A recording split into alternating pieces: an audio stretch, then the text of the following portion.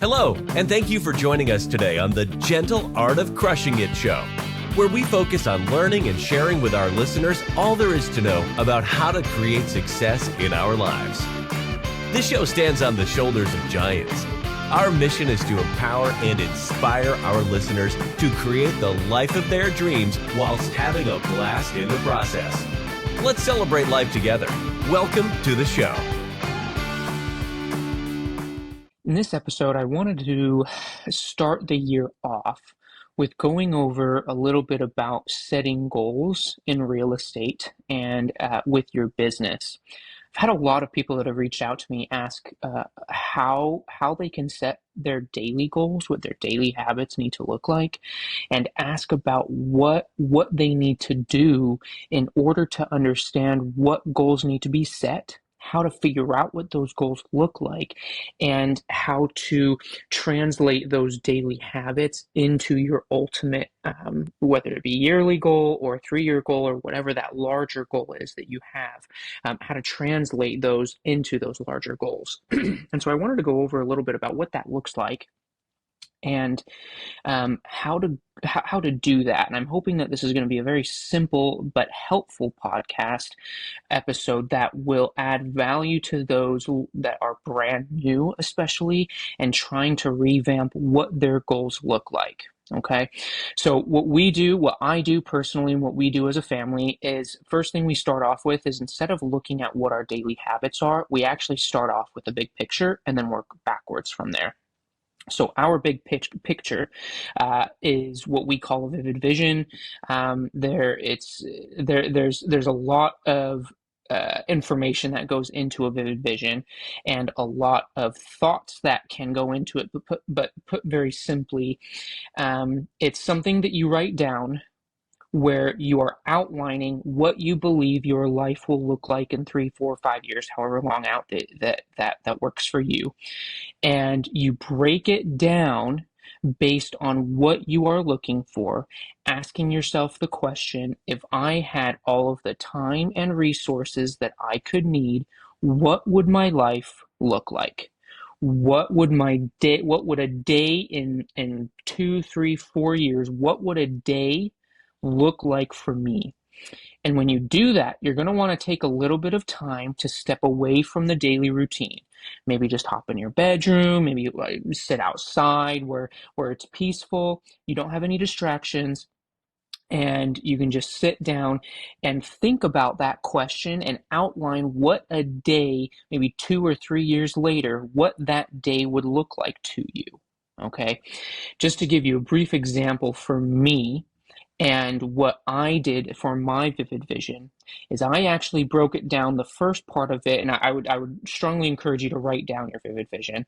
What I did was, I broke down the first part to a day on so I revamped my vivid vision for December 22nd of 2026, and I wrote this on December 22nd of 2023. Okay, so I am looking 3 years out, and what my day looks like was broken down into the morning, afternoon, and evening.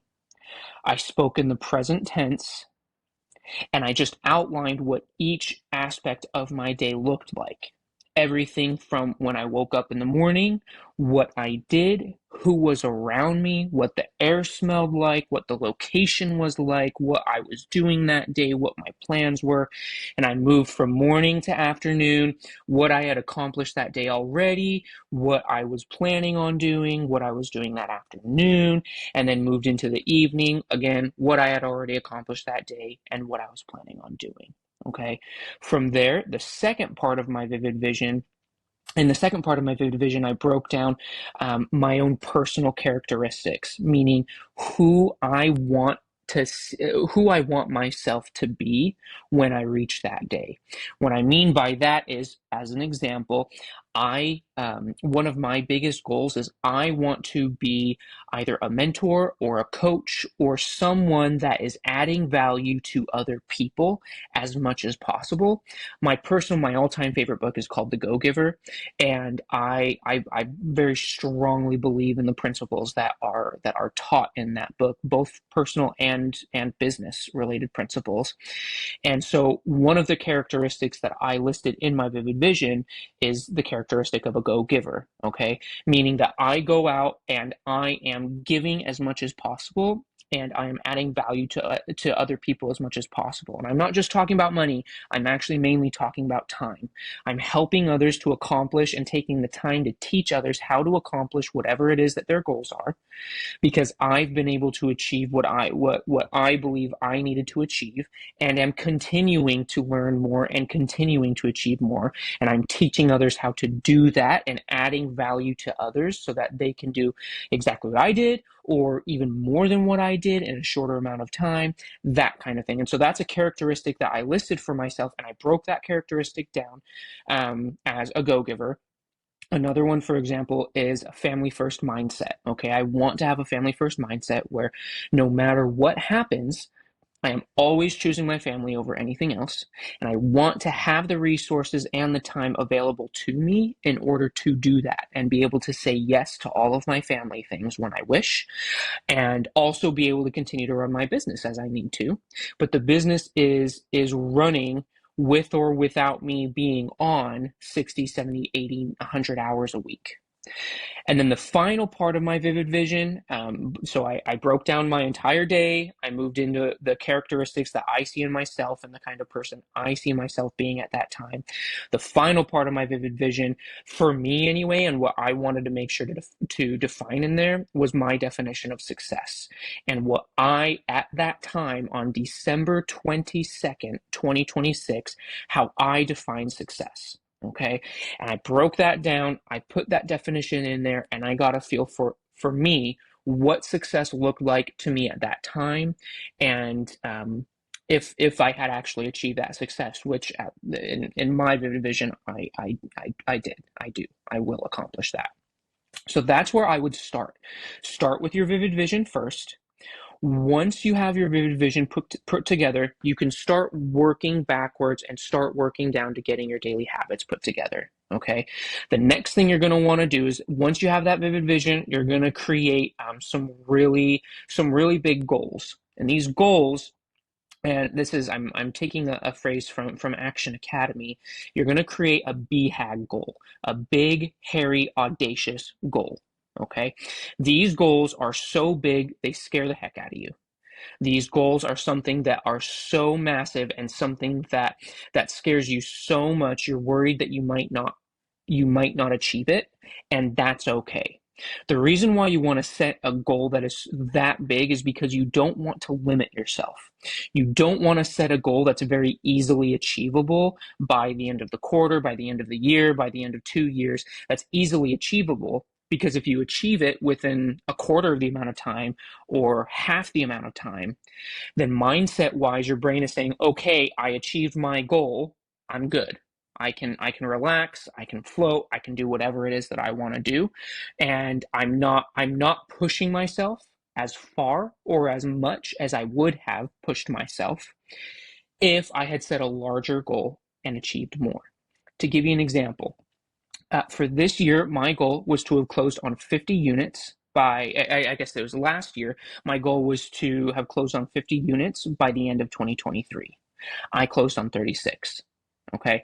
I did not reach my goal. I did not reach my 50 unit goal, and that's okay. The reason why I'm okay with that is because closing on 50 units in the commercial multifamily space, for me, for where I was at that time, was massive, and it scared the heck out of me. Though I probably could have done more, where I was at that time, starting in May from literally level 0 and not knowing what I was doing. I had no real estate background. I had nothing to go off of. I was starting from scratch, going in May from creating relationships, learning real estate, learning everything that I needed to know about getting from finding a deal to closing on a deal, creating relationships with mentors, brokers, agents, wholesalers, all of these other people so that I could learn how to do all of these things. And on top of that, creating a team so that I could close on all of these things. I had to learn how to do all of that, do it, and then finally close on my deals by the end of the year. It was a lot for me to take in. And now that I closed on those 36 units moving forward, looking back, if I had set my goal larger, I may have accomplished more. However, 50 units at that time for me felt really, really scary. And that is what I tried to stick to. I didn't meet the 50 units, but I don't believe I would have gone as hard or achieved as much as I did if I had not set that large goal of trying to hit 50 units. So what I've done for this year, and my BHAG goal for this year, is I'm trying to close on 500 doors by the end of 2024. That is one of my biggest goals for this year. I have three. My first one is to own 500 doors, close on 500 doors by the end of the year. My second is I would like to be making enough money to have my wife quit her job and to work full time in the business with me, as well as raising our family together as both of us being stay-at-home parents and working on the business together. Okay, what that looks like monetarily speaking, bringing my wife home, is we would like to be minimum making $7,500 a month through real estate and through our acquisitions, which will replace what my wife is currently making at her W-2. So that's my second BHAG goal. And my third one is I would actually, on top of being able to bring my wife home, I would like to be making enough money where I'm able to also invest in other people's deals and help other people, especially newer people, close on their deals from a financial standpoint. Okay, I want to be an investor in someone else as well, in someone else's deals, and fund their deals for them as well. That is one of my biggest goals, and in order to do that, I am going to be needing to make quite a bit of money. That $7,500 goal is just to be able to bring my wife home from her W-2 and allow her to quit, in order to achieve investing in one other person as a passive capital partner, as a passive mentor, however it is that you want to phrase that. I need to be making about $10K a month so that I can feel comfortable, A, saving that much money, and B, going into it with the mindset of, if I were to invest this money, there is a chance that I will lose all of it. And I want to make sure that I'm comfortable with investing that much money with the chance of losing all of it and not getting that return. Okay. Though I don't want to lose all of it, and though I don't want to, though I want to make sure that I'm making that much money, I'm going into that with the mindset that I may lose it all, and I need to be okay with that. And in order for me to be okay with that, that means that I want to be bringing in $10,000 per month in order to save that much money aside and also make sure that my family is doing okay. Those are my BHAG goals. Those are my big, hairy, audacious goals for this year of 2024, what I want to accomplish by December 31st, 2024. So we went from vivid vision, achieving what that vision looks like for me and the kind of person I want to become, broke it down into my BHAG goals. My BHAG goals are for this next year. And now what I'm going to do is I'm going to move from vivid vision to year-long BHAG goals. Now we're going to start breaking those year-long goals down into quarters. And so what I'm going to do is I'm going to say, if I, for example, want to be buying 500 doors this year, what does that look like every single quarter? It means that I need to be closing on 125 doors a quarter. Great. Now that I have my quarterly goal, I'm going to break that down into different checkpoints. I'm going to have monthly checkpoints, and I'm going to have weekly checkpoints.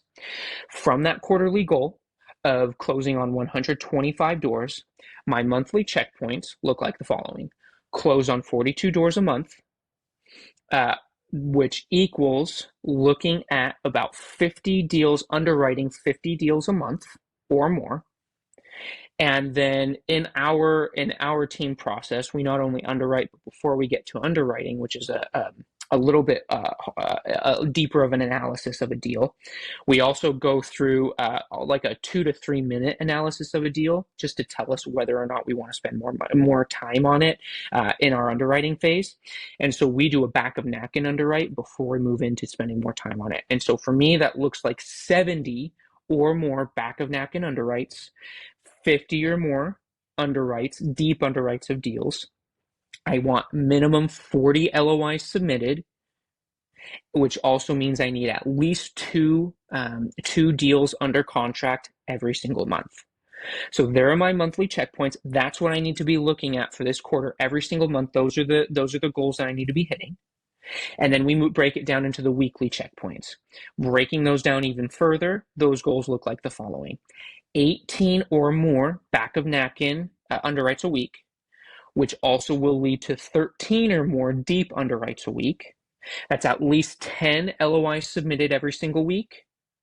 And I will actually want to get one deal under contract bi-weekly. Okay, that one's a little bit different from some of the other weekly checkpoints that I have, but every other week I want to make sure I have a contract or I have a deal under contract, at least one every other week. Now, breaking it down, we went from vision to BHAGs, year-long BHAGs for me. And then we break it down into quarterly goals. From those quarterly goals, we broke it down into monthly checkpoints and then weekly checkpoints. And now finally, we can finish out with what our daily trackable habits or KPIs or whatever it is that you want to call it.